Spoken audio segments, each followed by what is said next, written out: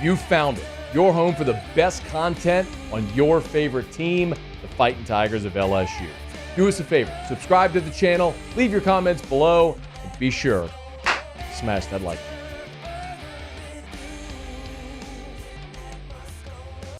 So we are keeping a very close eye on the transfer portal here as we move forward. And it's been pretty noted that LSU is still seeking a couple of spots in the transfer portal for this cycle. And most notably, we've talked about offensive line, if there's an opportunity to supplement there. I think we're all keeping an eye on Notre Dame transfer running back Logan Diggs. It's a guy that played for Brian Kelly in South Bend. And from Louisiana, went to Rummel. We've talked about Logan Diggs. And I think there's a good opportunity that LSU lands him. Maybe a veteran tight end if an opportunity presents. But the spot that's been the most pressing need for LSU, where they are, I think, numbers-wise and experience-wise the thinnest, is in the secondary, notably at safety. And one of the players that LSU was targeting has now committed to another program in the SEC. Trey Amos, who has played at ULL, today, literally as we were starting the show today, the former Ragin' Cajun has committed to Alabama. So he will be in the SEC. He'll be in the SEC West. It just won't be at LSU, as Trey Amos has now committed to Alabama. He did take a visit to LSU last week. As a matter of fact, he was on an official visit to LSU on Friday.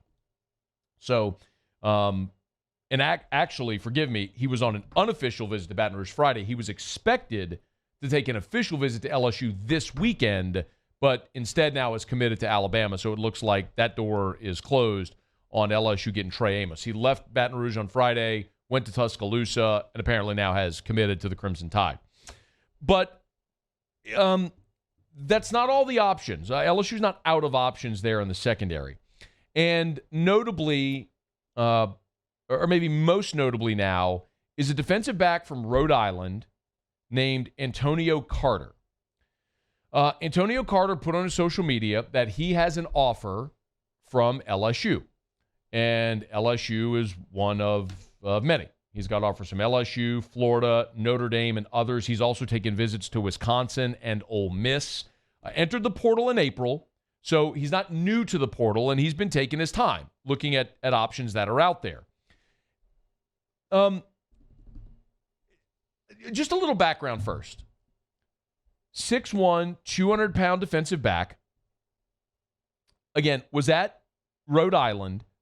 He's a graduate, so he's immediately eligible. Be eligible anyway because of the transfer portal rules. But he's a graduate, and he's got 2 years of eligibility remaining. So potentially, whatever school he commits to, signs with, he would be able to play at that school for the next 2 seasons. So it's not a one-and-done scenario.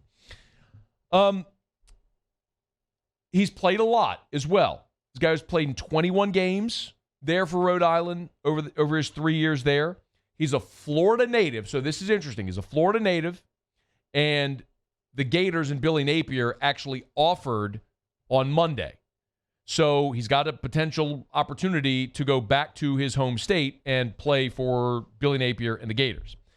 So LSU's got some competition, to be very sure. There's competition there with some big-name programs, Florida, Notre Dame, Ole Miss, Wisconsin. He's from Florida. He's got a Florida offer, all that stuff. Here's what's interesting for me. When LSU was going through spring football, and throughout spring we had opportunities to talk to Brian Kelly, but also the coordinators. And when Matt House met with reporters, I would say a good way to say this is maybe cautiously optimistic about the secondary. Here's what Matt House said in spring. Yeah, I think it's a process. Every day there's new growth and there's new expectations of Coach Kelly's program and what our process is for those guys and how to apply it. I'm excited about the potential of that group, but we got a long way to go. Excited about the potential, but we got a long way to go.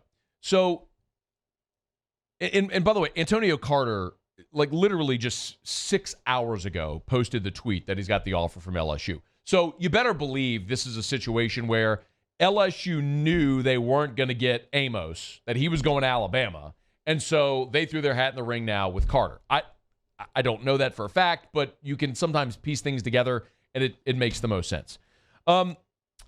Listening to Matt House talk about LSU secondary and say, a lot of potential, long way to go. It sort of underscores something we've talked about a good bit, which is I think LSU's talent this year in the secondary is going to be better than it was a year ago. I think the combination of Deuce Chestnut, J.K. Johnson, Denver Harris, bringing back Greg Brooks, Major Burns is healthy. I think Zy Alexander, they love Javian Toviano as a freshman coming in. The talent, like the projectability, the star rankings, all that sort of stuff is better than it was a year ago. And LSU had a lot of turnover. I mean, they had a whole new group a year ago, and they assimilated well and played well together. What Matt House said is right. There's a long way to go. Y'all, the fact that they're still at this point offering defensive backs in the transfer portal tells you they feel like they need more there. It's not that you can't roll with the dudes you got, but if you can add someone who's got experience, has skins on the wall, that can add a veteran presence and experience and depth, you take it. I mean, LSU is a team that isn't just trying to win a few games. This is a team that is trying to compete for a championship. So when you're looking at your roster, if you're Brian Kelly and you're looking at your roster, you're going, where is any potential shortcoming? Like we've seen Major Burns. Major Burns throughout his career, Georgia and now 2 seasons at LSU, Major Burns has played in 14 games with 10 starts. He just can't stay healthy. Like when he's been on the field, he's been very good. It's been hard for him to stay on the field. So if Major Burns is injured, what are you left with? Probably a freshman or a redshirt like Jordan Allen.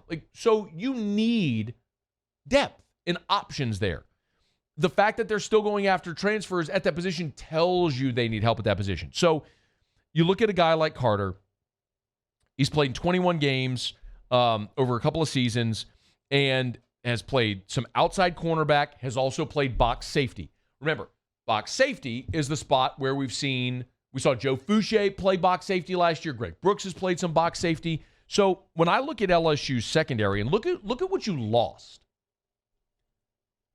Jay Ward made 60 tackles a year ago. Jark Bernard-Converse made 44. Garner, 43. Joe Fouché, 40. Fouché, of course, had the huge interception against Alabama in the end zone. Like, dudes that had played a ton of football. I mean, Jay Ward played for 4 years. Joe Fouché was a 4-year starter. Jark Bernard-Converse, 4-year starter at Oklahoma State, comes to Baton Rouge, plays a 5th season starter. Mekhi Garner, dudes that played a ton of ball. And when you look at what you got back, it's Greg Brooks. Greg Brooks has played in 48 games with 44 starts in his career. Greg Brooks is as sure a thing as you got in that secondary.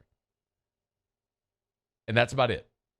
Specifically at safety, Major Burns, I mentioned, 14 games played with 10 starts. Sage Ryan, 18 games played, just 3 starts, primarily a backup special teams, doing some nickel behind Greg Brooks. And then it's Jordan Allen. It's Ryan Yates, the freshman coming in. It's Kylan Jackson, the freshman coming in. It's Javian Toviano, freshman. I mean, guys, when you look at the secondary, Greg Brooks is, especially at safety, Greg Brooks is experienced. Veteran, dude, you know what you got. Everything else after that's a question mark. Can Major Burns stay healthy? Is Sage Ryan ready to live up to the hype? Can you see a freshman like Allen or Yates or Jackson step up and have a big year? Toviano. All questions. If you have the opportunity to add a player who's played a ton of ball and can be versatile in your secondary, you do it. It's why they're searching. So, again, the bad news is Trey Amos, guy went to ULL, transfer portal, committed today, Tuesday, to Alabama. On the same day he commits to Alabama, LSU offers Rhode Island defensive back Antonio Carter. We'll see if they can get him in the boat, because Tigers need help in that secondary. If there is an Achilles heel on that defense, they attack the transfer portal at the defensive line. We've been through that a million times, all the interior players, and then adding edge guys like Swinson and Agofu. We know what they've done at linebacker. You move Harold Perkins inside. You bring in Omar Speights. You got Whit Weeks coming in. They love him. You got numbers at the first 2 levels of your defense. And I feel really good about cornerback. Safety's at one spot. And so we're getting really nuanced now. But that's what happens when you're a really good team, a deep, strong, talented team. You get into the nuance because the nuance is what could prevent you from being a really good team and a great team. And that's what LSU's aiming for here in 2023. So we'll keep you posted on what Antonio Carter does, a transfer out of Rhode Island. Got the LSU offer today. Tigers still looking for help in the secondary. Hey, thanks so much for watching. Please leave your comments. I love to interact. And be sure to hit the red subscribe button below.